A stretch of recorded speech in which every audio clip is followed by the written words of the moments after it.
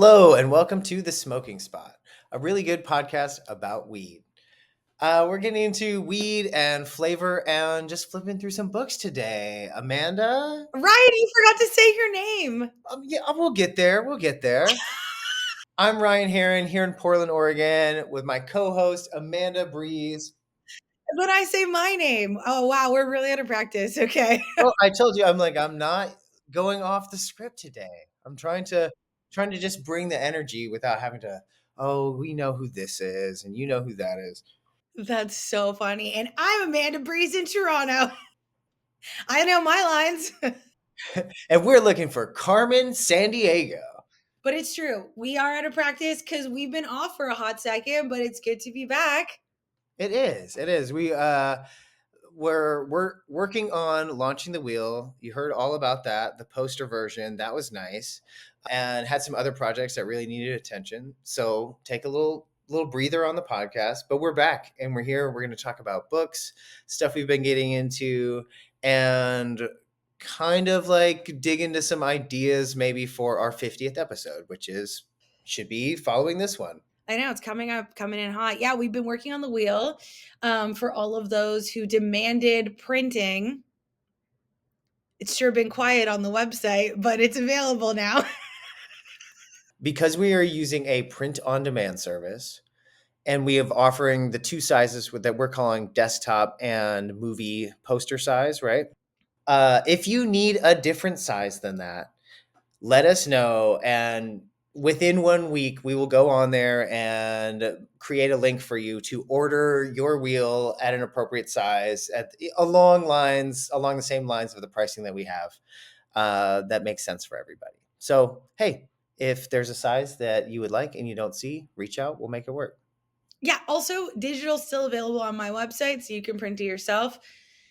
But thank you for everyone who has ordered one. It's been really fun to see them go out. And also, I love getting pics of where you guys are hanging them. So I got it sent a photo on LinkedIn of someone posted in the back of the dispensary that they work at. And then I got a couple photos of people putting them on their desk at home, like where they do their like little weed reviews. So it's been pretty cool seeing them in the world. I do like to see them going into frames. That's very cool. I do like the frames too. Millennials have killed a lot of things, but picture frames aren't one of them. It just looks so good in a nice frame. Oh yeah. So I took my movie poster size or whatever and I put it in a frame. It is huge and it's awesome because now when I'm like in my little study, my office there, I have the big poster to consult. That's sweet. Do you want to talk about any other projects? Well, I want to talk about my hoodie real quick. I don't know if you guys can see. It says Dignified Consumption. Alexis from Camp Canna came to Toronto with some other Albertans a couple weeks ago for Kind Fair, which is like a big weed event downtown. It's funny because a lot of industry people I know don't go because it's like, we're all a little burnt out on these events. But it was cool to see someone excited, and they flew all the way out to go to this event, and they brought me this sweet freaking hoodie because, as you guys might remember, she's really pushing for dignified consumption spaces in Canada, not just here in Ontario or in Alberta where she lives, but kind of across the country because we still don't have legal lounges. And so events like Kind Fair, what ends up happening is the smoking area is really dumpy. So the dignified consumption is all about like, hey, we're a bunch of fucking adults with real jobs and we don't want to smoke a joint together at a corporate weed event next to a dumpster in an unlit back alley. Like at a weed event, we need to have some dignified consumption. We need to have spaces. So look how cute this is. It's a great hoodie. What's on the sleeve? I think it's a QR code. Okay, very I don't nice. know what it leads to. Oh my God, should I check? No, just hold it up really nicely for the camera and it's a nice Somebody tell me where this goes. I'm pretty sure it goes to the Camp Canna website. If I had to guess, Hey, don't reveal anything. This is for our viewers to come in here and click in like, 6 minutes into the episode and find the QR code. yeah, you can steal my identity, all my banking information here. So that was pretty fun. That was exciting here. Yeah, it's been a hot minute. You went on a tour recently. Yeah, yeah. So, a part of what we were doing at the Oregon Leaf was the edibles issue, and we thought, why not psychedelic edibles, since that's such a hot trending thing right now. And we found the first legal licensed psychedelic edible company in the United States here in Oregon, and they have a lab, through like three layers of security where they do everything in this small room. Like they extract, they have all of their bags with the fruiting on millet and grow the fruits and grind them up with like a pharmaceutical grade mill and make like chocolate and soon gummies with it. And yeah, it was very interesting to watch, like to see the, yeah, I don't know, 200, $500,000 version of what people usually do in their guest bathroom. You know what I mean? Where it's usually just a bunch of tubs. And these guys weren't too much more sophisticated than that, other than having like an eye wash sink and everything set up to have really developed SOPs. And so it was clearly a professional type project. But when you look at it, it's like, well, growing mushrooms is still growing mushrooms. Interesting. Yeah, but it was fun. This guy really just got into cultivating in the during the pandemic, and then ultimately uh, turned it into a very sincere effort into getting into these therapy centers that are popping up here in Oregon. That's really cool to hear because we've had a step back here in Canada. There's this chain of psychedelic mushroom stores called like Shroom Guys, I think is the one. Sure, it sounds right. So blatant. They were just like so blatant, like huge storefronts. There was at least 5 or 6 in Toronto. They seemingly kind of popped up overnight. Like there was a couple of stores that were sort of subtle, hand-painted signs, kind of DIY energy. But then all of a sudden overnight, these like Shroom Guys stores popped up and they had like production value, like gorgeous custom signs. Like, we're all adults now, so we've done printing. You know how much it costs to like customize stuff. And so it wasn't just like, oh, a big vinyl sign or like a painted thing. They had each letter individually made with lights in it. And it was like really nice. Shroom Guys, these gorgeous signs. And like just they popped a bunch. I think they opened like 30 across Canada. Wow. And they must have put money in. I'm telling you, the signs alone were fucking nice, like really nice signs. So anyway, they have all these stores. They look really good. It looks like any kind of store. It says Shroom, ginormous. And they were getting harassed so badly by the cops that they actually decided to close every single location across Canada. One fell swoop, they did the whole across Canada, shut it down. Yeah. Wow, that's wild. So, do we know if these were psilocybin containing Yeah. products? Because what we're seeing a lot here in the states are like kind of like the hemp gummies sort of thing, where it's like legal loophole type mushroom active compounds, and altogether kind of gray area bullshit. No, no, no, no, no, no, no. No, they were selling like full blown mushrooms, like psychedelics, and they had like quite a selection at every location. I didn't specifically go to that store, but I've been to similar psychedelic stores in the Toronto area. And yeah, no, you just go in there and there's like a menu. It's kind of like a dispensary 10 years ago, right? Like some kind of sketchy little menu. Again, these guys weren't sketchy. They had a really nice storefront, but it's not legal. So I think they were trying to go the route of like the way that the black market dispensaries popped up. There's like this chain called Cafe. There's still a couple left, even though they've been really trying to crack down, which is actually, I guess. So today we're going to talk about a bunch of things. Mostly books. That's what we're moving towards here. So we are going to get to that at some point. But interestingly, related to this story is that there's been this huge campaign in Ontario to push out the illicit market, cannabis market, not mushrooms. We're back to weed, but they're trying to push out the illicit market. And so OCS, which is the Ontario Cannabis Store, they run all cannabis sales in Ontario legally. They're like a branch of the government essentially. Yeah. But they're not. They're a for profit. They're making money. Okay, good point.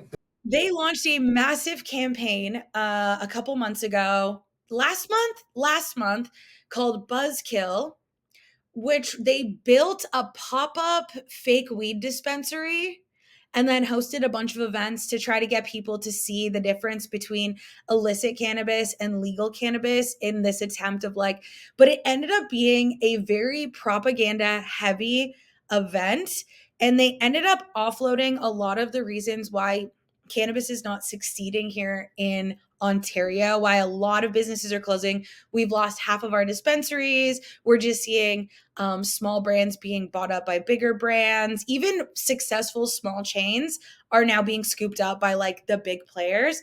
And on one hand, you're like, well, that's kind of nice. You know, you started a business, it was medium successful in 5 years. You sold it for $90 million to Canopy or whatever. Like, that's no loss. And maybe that was the goal from the get. But a lot of retailers are pointing the finger at the indigenous dispensaries as to why they're not making money. And so this event ended up kind of being like almost like anti-indigenous. Ooh. I'm not going to go so far as to say it was, because I did not attend the event because I do not attend propaganda events. However, my cousin went because she was working, and she came back saying all kinds of crazy stuff that I was like, babe, this is just factually not true. And that's dangerous territory here because they are legally allowed to pop up anywhere they want to. And at the end of the day, just we're going to just jump right ahead over the racism. At the end of the day, OCS is making more money than anyone else. And so if they reduce their taxation, if they made some small changes to the Health Canada programming, like dignified consumption, like allowing lounges, like changing the percentages allowable on infused products, right? We're still only at 10 milligrams, Wow, crazy. right? There's all these things. Everything's in opaque packaging, right? There's things that they're doing that could be different. That doesn't include trying to, I don't know, grab our pitchforks and torches and try to like blame all the indigenous dispensaries for selling $1 pre rolls. I don't know. It's just like, it's this crazy thing. So it's getting weird here. It's getting weird here. And a friend of mine just won Indigenous Entrepreneur of the Year. They live in Nova Scotia. Super proud of Mizelle. Congratulations, Very buddy. cool. They called me to be like, what the fuck is going on in Ontario with this crazy propaganda that's going around trying to shut down all the indigenous vendors? I don't know, dude. Things are getting weird here. And the reason this is actually a full circle, in my head, this is all connected, but maybe out there it's not, is because I'm reading this book called Buzzkill. Yes. But I just want to tie it all together. This is very good. We're going to come back to this in a hot second, but it's very relatable. I'm like, and here comes the point, and you're like, nope, it's just a tease of the point. We will get there. Should I get into the books right now? I feel like I just said a lot. Yeah, I mean, we can get into it. I want to talk a little bit about the Oregon Growers Cup, which I did not attend because it was not possible for me to get down there this year. Love that this opening is just a list of all the events we didn't go to. Oh yeah, they're like, oh, events happened, and people cooler than us went to them, but we didn't go because we were actually too cool for these events. No, it was how about this? I was encouraged by the level of quality that was introduced to this kind of like medium size event that has been held up by like Med and Rec, and it's cool. Like a lot of people submit. It's not super expensive, so it's not one of those events where you can just tell everybody spent like $5,000 on the entry fee, and it's just a select few, and everybody gets an award. And there was a lot of Skittles crosses and pink sugar and that kind of things. But I was happy to see like some Gorilla Glue also taking home some awards, and just kind of proof that like the last 10 years, the last 20 years of cannabis cultivation, it feels a little bottlenecked right now, but there's a lot available in that ginormous catalog for us to like dig our teeth into. And there's still a lot of like cup winners in there that we have forgot about a little bit for the sake of chasing hype trends, especially on the shelves here in Oregon. But as the market gets flooded, everyone needs to differentiate. I'm saying like reach back, like go run your favorites, because people are here and all they have to do, we're very lucky here with the deli styles, get their nose in the jar, and it's easy to say, "Oh, I will take that one." So jealous. Oh, well, hey, I'm over here not enjoying the fruits of going to a competition and just like, what am I smoking? Something pretty nice. Some Larry Bubba from Resin Ranchers, which all of y'all Ooh, have heard me talk about quite a bit. yes. And hey, when we talk about older cultivars, there's two great tastes. Taste great together. Yeah, that's a good combo. I'm working on a jar of homegrown. I had a couple pots on the balcony Oh, cool. and they just got like one of them was just like this big. It was in just like a little, coffee tin of fucking Trader Joe's breakfast blend coffee tin. Beautiful. I just threw some seeds out, just whatever. I just popped a few, but they grew. I was actually really surprised because I get a lot of wind on my balcony, and so I'm just working through my jar of homegrown. But fuck, it smells so good. It smells so good. I did like a CBD strain as well. I'm trying to remember what it was. I actually just did a nice deep clean of my apartment, so I threw out all my trash, but I had kept the little jar for quite some time. It was from Garden of Kaya. They gifted me the seeds, which is such a good gift. I love getting seeds. And I had to pop them. So yeah, I tossed them out and they smell so good. But then I just mixed it all together in one jar. It doesn't matter. Yeah, why not? That's what it's there for. Yeah, something to add to your spliffs, right? I just had like the cola of this like little plant that was like 2 feet tall, right? I just snipped the top and I pulled off the fan leaves and I just kind of jammed it in the jar. I really didn't put any effort into the curing process or anything. I'm very just like trash weed girl. I'm fine with it. There's an art and I am not the artist. So I just had the nice on stem just in my rolling tray, just a branch that I'm working my way through. And I do kind of like that too. When you like really get to see the size of the stem, you know what I mean? Like we're like if you got this in a bag, I bought a quarter. Oh no, it's like half branch. That's sad. But when you're like, oh, somebody grew this, and I get to pop each little bud off myself, that's kind of nice. Yeah, that's the thing. I pull off the leaves and I just got the nice branch just sitting in the tray and I've just been working my way through it. I don't know. Tell me something better. You know what I mean? It's like eating fruit right off a tree. You just pick it. It's just right there for the pickings. You pick a fresh nug. When they were hanging, it was even funnier because once it was dry enough to smoke, I just started smoking it. Again, no curing, no effort on this. It was just three little teeny tiny plants. I'm not going to build a whole curing situation. So I just had them hanging and I would just walk to just like thumbtacked a piece of string kind of and just had them Sure. going. So I would just walk up to the wall and just pick one right off the thing and just bring it over to the rolling tray. And I have my dried weed. It's fun. If you could store it like that, it would be much funner. Oh yes, right. Have you ever been into anybody's like garage that grows garlic? A lot of weed growers love to grow garlic because like they grow in the same beds together. It's great. Uh, and then you like hang the bulbs and it will like take up the whole space and it just looks cool. It's like, oh shit, you grew a thing, didn't you? Honestly, garlic does look really cool. It's craft market season, and last week I saw someone selling they wove the garlic. I've seen garlic braids and they're impressive, a nice long Sure. one. That's pretty cool.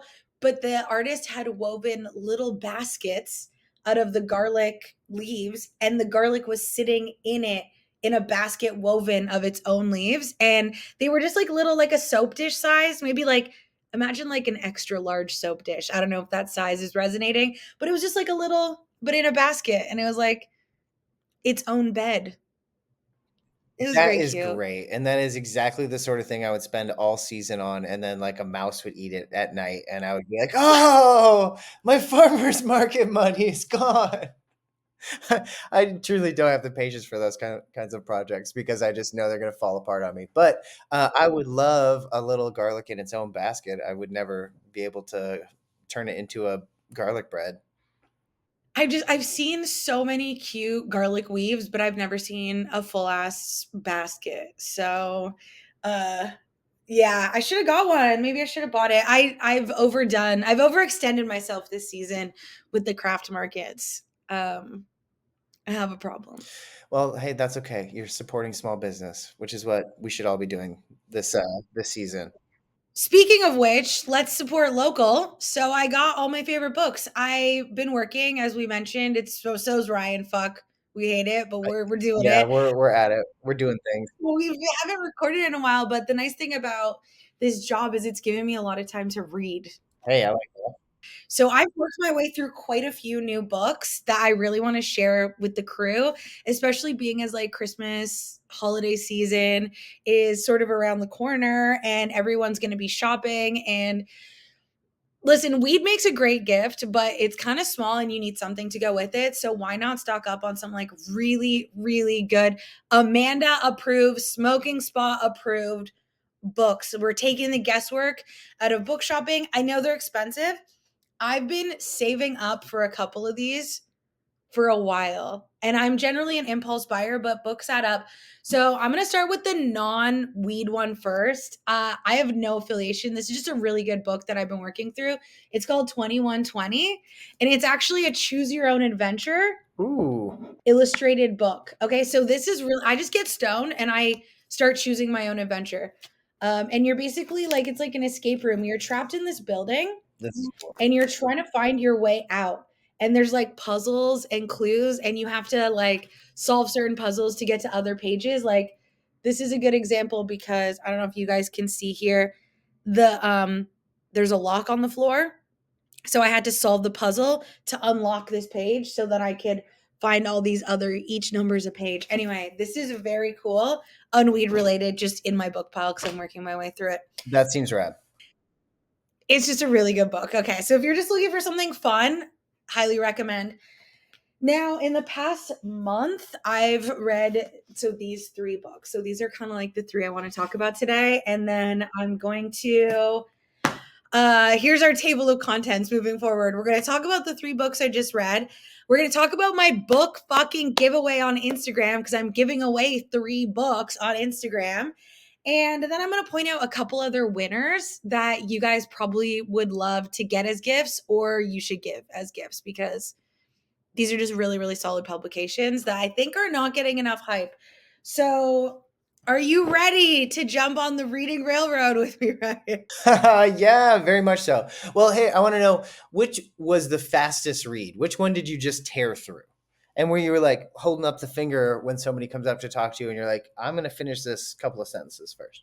Oh, fuck. I will admit that I'm kind of a fast reader. In general, I read quite quickly, but probably Look, I'm really smart, okay? Like I'm a really smart person over here with a photographic memory. So I look at no, each no, page no, for no, like no. 1 second probably. No, no. I was just an awkward child, so I spent a lot of time. I was a library at recess kid. Okay, so that's why I'm a good reader because I spent a lot of time at the library. Why did I admit that on the internet? Okay.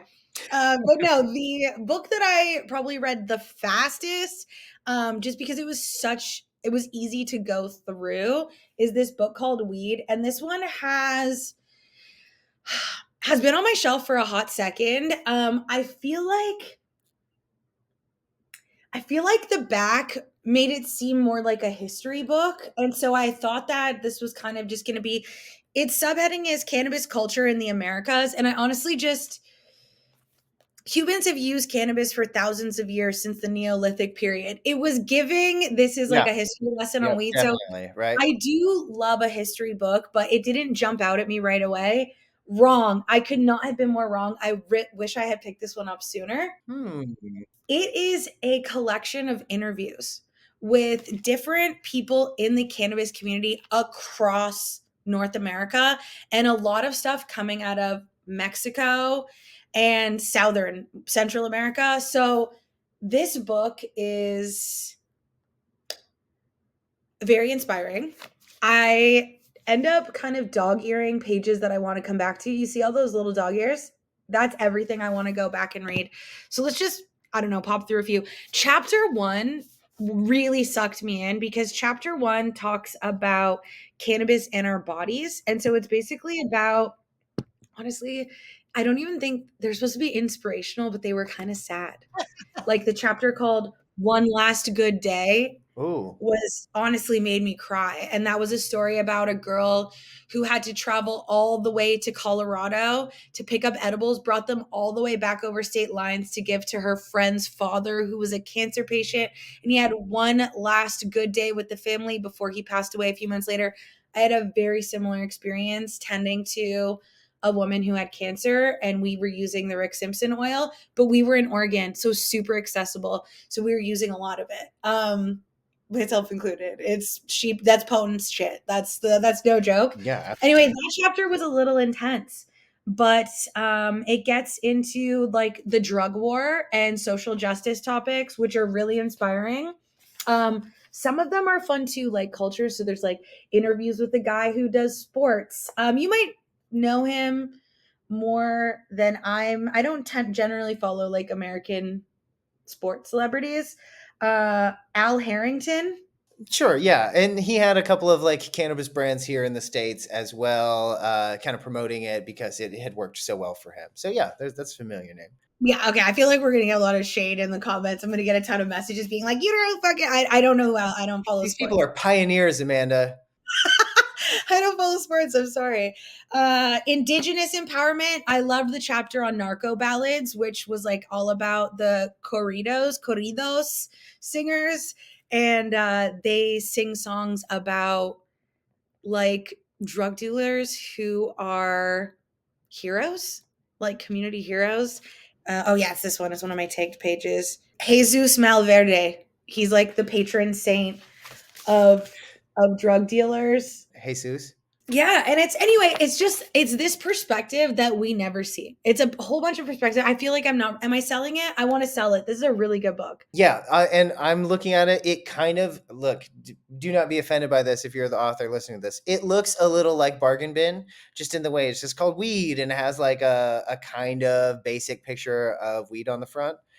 But when you go, hey, there, you're going to have like a whole education when you finish this, and it's not going to be like primates tended to use cannabis, and cannabis was found on rock evaluations and carbon dating. It doesn't sound very dry. It sounds like you're getting all of these little tiny like stories, and in that way, like I love that. It's a series of stories about people in cannabis culture, people who have influenced cannabis culture, a lot of activism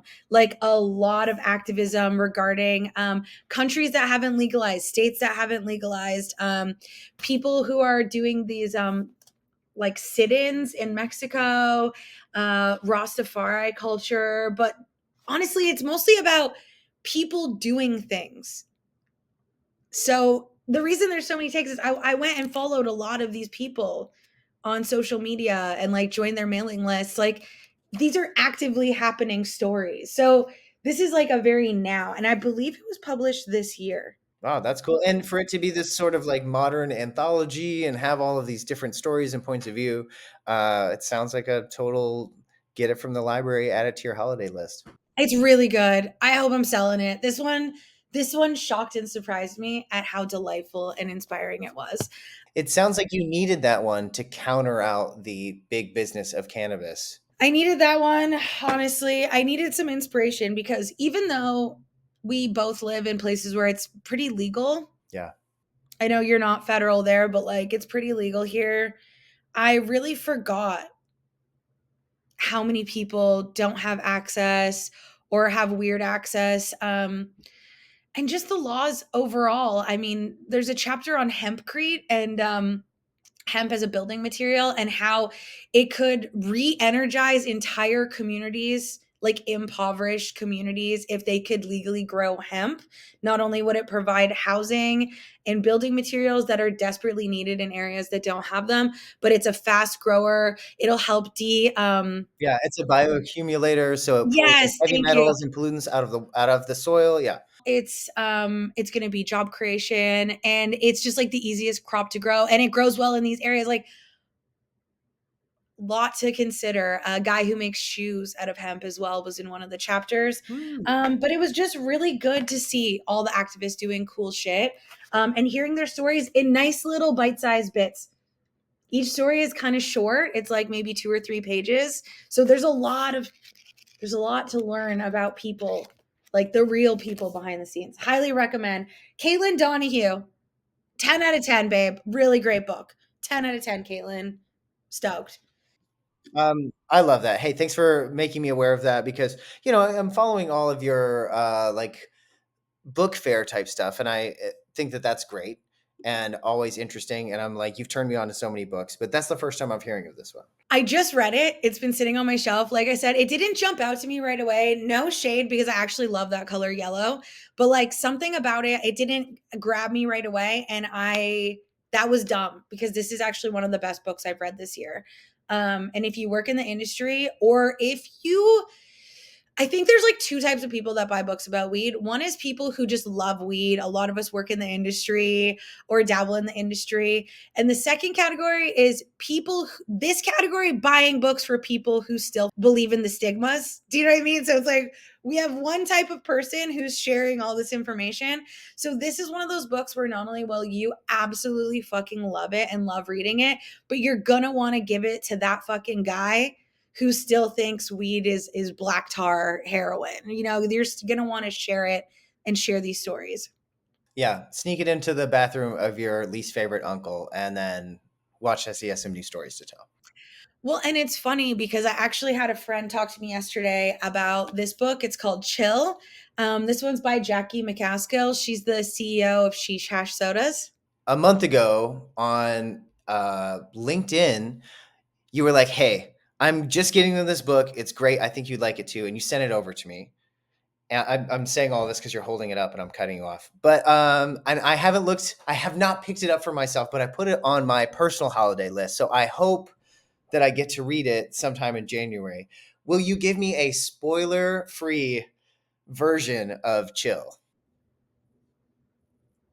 Okay. Yes. The answer is yes. So this copy has a sticker on the bottom. It's Chill, the Wine Lover's Introduction to Cannabis. I'll just go ahead and pull my washi tape off. I'm giving this one away in an online giveaway and I'm trying to beat the algorithm. So I put tape on all the bad words. I thought that was smart. Although it seems like Instagram is going to start allowing more cannabis content. I'll believe it when my reach goes wild instead of staying this small. Honestly, my book stuff just keeps getting flagged, so I'm just trying to do anything at this point. Which is also why I haven't posted a book review of Weed yet because it's called Weed, and I have to creatively think of how I'm going to get around the algorithm. But isn't that why I started this book showcase in the first place? Because that's a brand new book. This is a brand new book.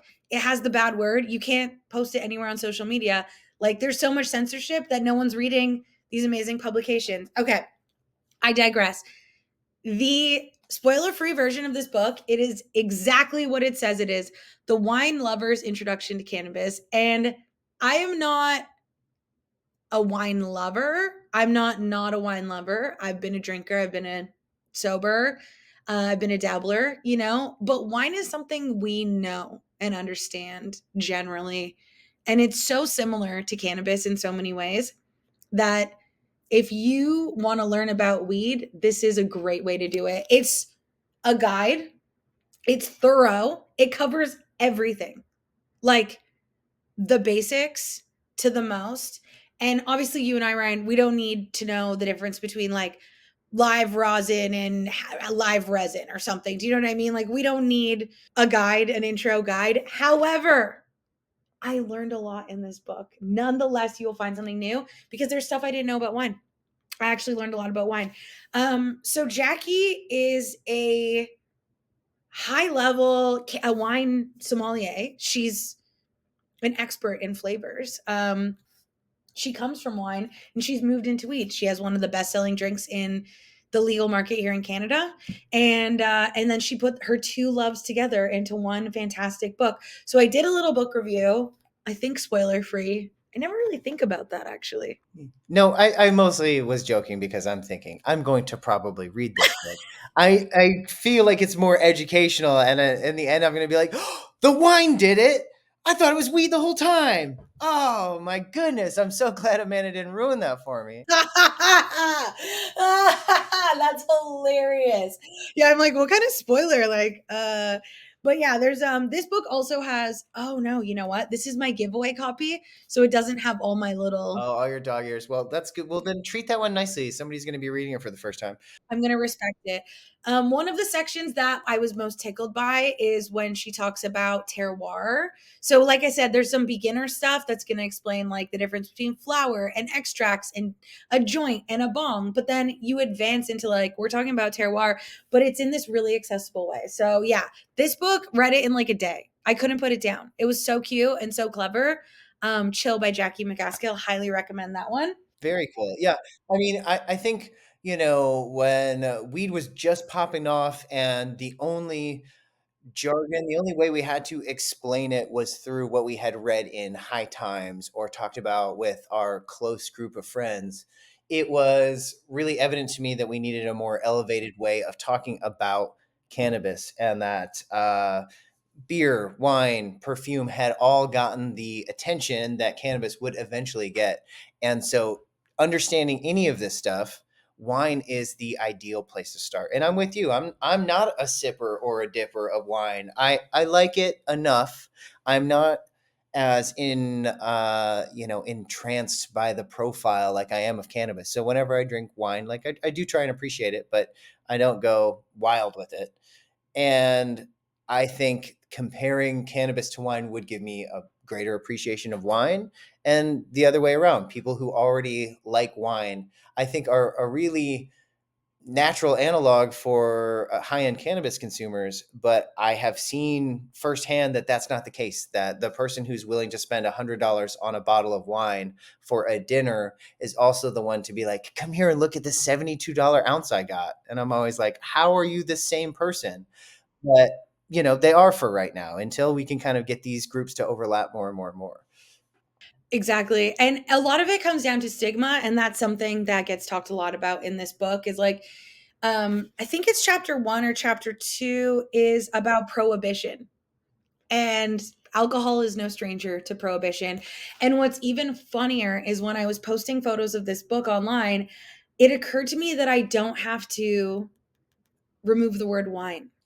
Ah, yeah, think about that. No problem there. And even in my little write up, I realized like I don't have to W star star glass emoji E. You know what I mean? I don't have to like, but if you look at actually the whole, I gave each one sentence description. Like I was just throwing crazy emojis in, but you don't have to cover up the word wine. Yeah, in fact, using the word wine even around my phone will probably give me some like wine ads here pretty soon. So we're getting there slowly but surely, but it's not happening. Not happening as fast as I expected it to. Yeah, and there's also just like really funny stories, and it goes into quite a lot of detail. And with there's some like cute little pictures, classic shout out to Reefer Madness. Like there's a whole section. This book is designed to help eliminate stigma. Like that's the idea. It's like wine and weed, they're the same. Why are we being weird about it? Cool. But in a really beautifully written entire book. Wine and weed. Why are we being weird about it? No big deals. Hey, relax. It's just wine and weed. Your aunt loves them both. So that's that one. And then I'm just gonna bring out one more book for my book review. I'm gonna be honest, I'm only halfway through this one. Yeah, buzzkill. It's hard to get through. You have talked to me about this one off pod before, and it was always with like not hushed tones, but like with the gravitas of something that's like, hey, like the industry is being more fucked with than we even recognize. Wow. Yes. This is a thicker read. This is definitely the previous two books you could easily read in like a nice afternoon with a cannabis cocktail in your hand. Okay. You could easily get through both of those books in 1 or 2 days. Even if you're a shit reader, those are easy, readable storytelling books. This a professor wrote. This is a book a professor wrote. This could be and should be mandatory text for a university course or even a college course in Canada. If you're studying cannabis, if you're trying to break into the cannabis industry, required reading. This is required reading, okay? This is very good. It's by Mike Devillaer. It's called Buzzkill. It's about the corporatization of cannabis. And again, I'm not even to the full section on we haven't even got to today yet. we're still building up to today. And this is specifically about Canada, but it talks a lot about the US.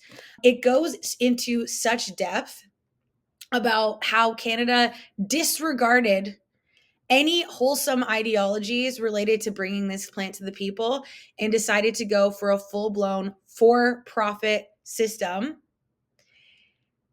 So, chapter one talks about the history of tobacco and it talks about the history of alcohol and how both of those things became massive global industries in the bad way.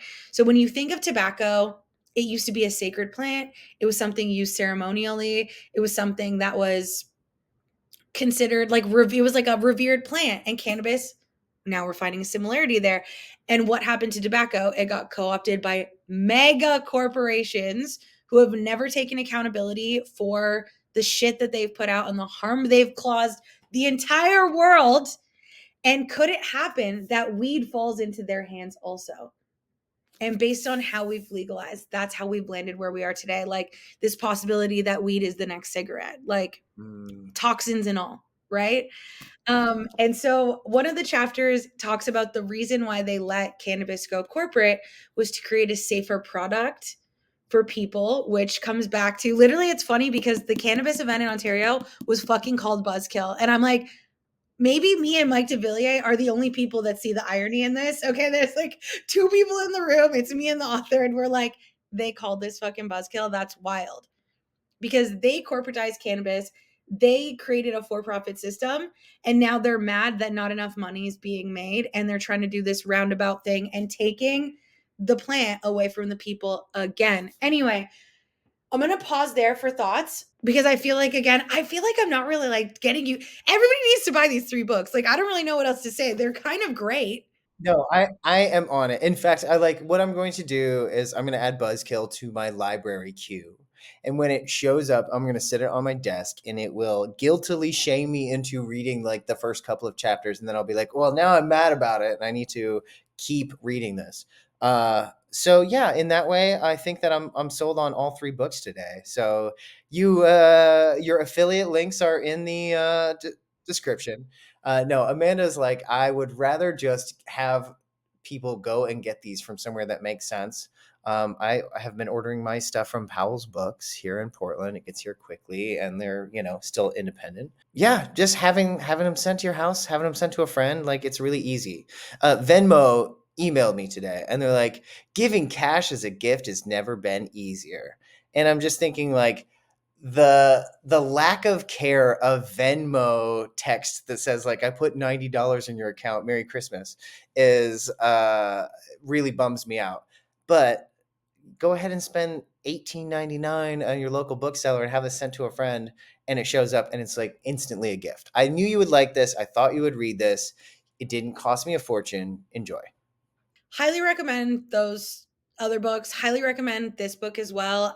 I just want to add, circling back to this, is that within chapter two, basically like Mike disproves that the illicit market is causing any of the problems that we're witnessing in at all. So like anyway, I wish I could just sit here and read the whole thing to you guys because it's so good. We have a YouTube channel, Why don't you just sit down and just story time with Amanda?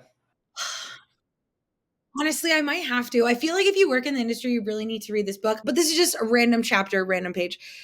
Data available from Statistics Canada at the time in 2015 suggested that each of the years of that legalization was delayed. Approximately 60,000 criminal charges would be laid for simple possession of cannabis. The criminal record would be at least 22,000 per year. That's in Canada. That's not even America.